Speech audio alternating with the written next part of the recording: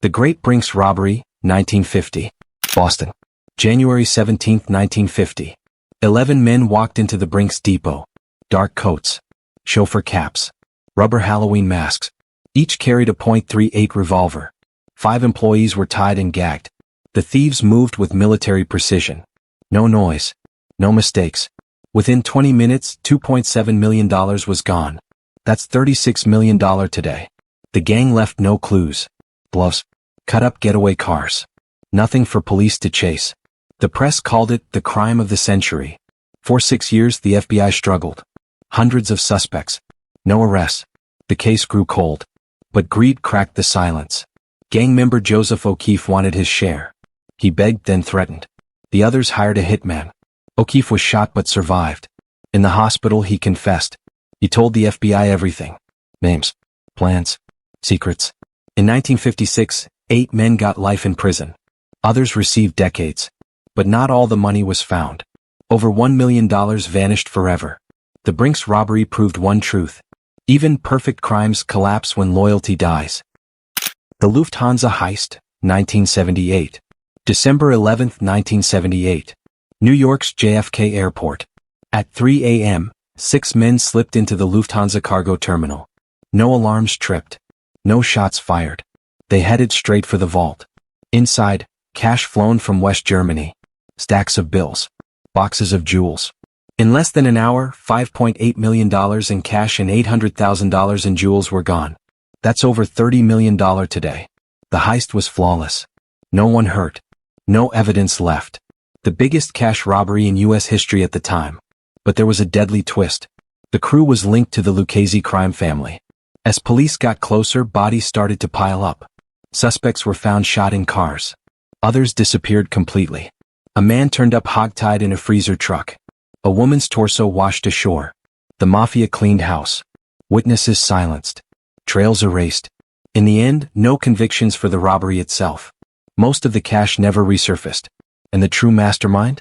Still debated. The Lufthansa heist became legend. A bloody reminder that in organized crime, silence isn't golden. It's survival. The Mystery of D.B. Cooper, 1971. November 24, 1971. Portland, Oregon. A man calling himself Dan Cooper bought a one-way ticket to Seattle. Dark suit. Black tie. Sunglasses. Once airborne, he ordered a bourbon and soda.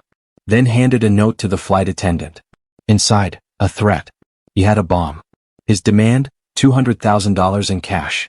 For parachutes. A fuel truck ready in Seattle. The FBI complied. Passengers released safely.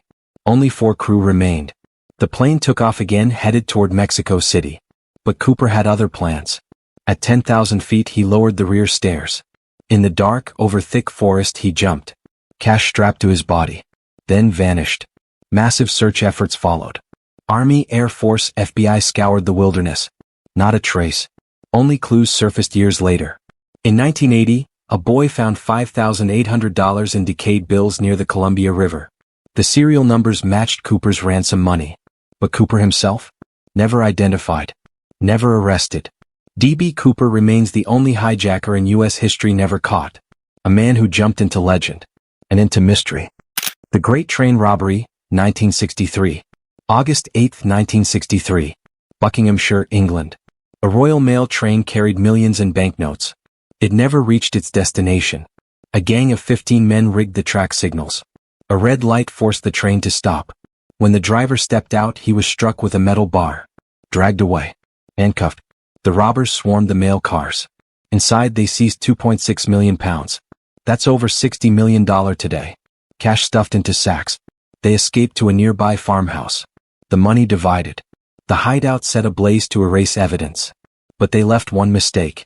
Police found fingerprints on a Monopoly board. Those prints cracked the case. 15 men were arrested. Most convicted. Yet 2 mysteries remained. One insider, known only as the Ulster Man, was never identified.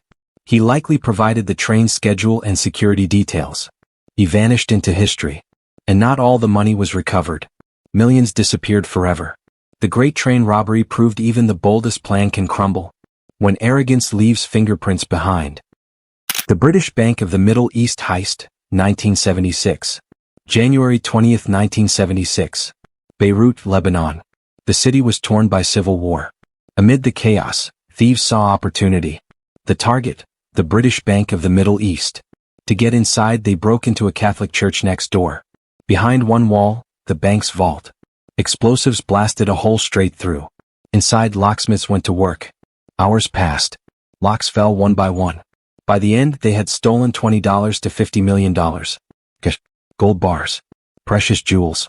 That's up to $280 million today. The timing was perfect. War distracted authorities. Police couldn't investigate properly. No serious suspects ever named. Rumors swirled. Some blamed militant groups. Others whispered of inside men. But nothing was proven. The loot disappeared into the fog of war. Gold likely melted.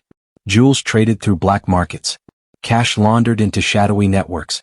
The bank never recovered. The thieves never identified. And the case remains one of history's greatest wartime mysteries. The British bank heist showed how conflict creates cover, and how fortunes can vanish when chaos rules the streets. The Antwerp Diamond Heist, 2003. February 15, 2003. Antwerp, Belgium. The world's diamond capital. Home to vaults worth billions. One man blended in. Leonardo Notarbartolo. For years he posed as a diamond merchant. He studied routines. He mapped the vault. He built trust. Then came the plan. A crew of 5 men, each with a role. The King of Keys. Monster. Speedy. And more. They practiced for months. They built a replica vault. Every lock. Every alarm. Every sensor. On the night of the heist, they struck. They cut cameras. Sprayed heat sensors with hairspray. Covered light detectors with tape. Picked locks. Disabled wires. Hours later, the vault was theirs. Over $100 million in diamonds, jewels, and cash. Gone. Not a trace left behind. But mistakes followed. One crew member panicked. He dumped evidence in the woods. Receipts. Envelopes. Tapes. The police found everything. Most of the crew was arrested. Leonardo got 10 years. Others got 5. But here's the mystery. The diamonds themselves? Never recovered. The King of Keys vanished with millions. The Antwerp heist remains the heist of the century. Flawless execution. One fatal error. The Isabella Stewart Gardner Museum Heist, 1990. March 18, 1990. Boston, Massachusetts. Just after midnight. 2 men dressed as police officers arrived at the Isabella Stewart Gardner Museum. They claimed to be responding to a disturbance. The guards buzzed them in. It was a fatal mistake. Within minutes, the guards were handcuffed, duct-taped, locked in the basement. The thieves had free rein. For 81 minutes, they moved through the galleries. They cut Rembrandts from their frames. They stole a Vermeer, a Manet, and a Degas. 13 works in total. Valued at $200 million then, over $500 million today.